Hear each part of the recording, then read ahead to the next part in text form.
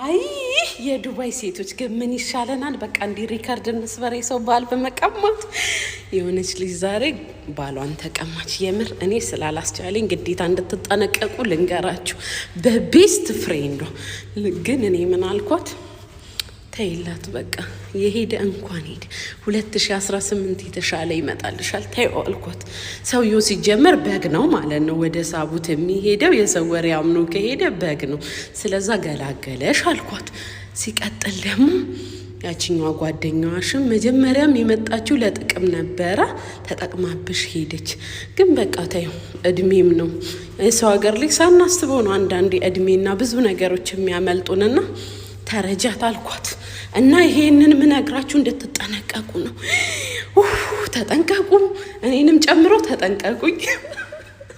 በጉ ሄደ እላችኋለሁ።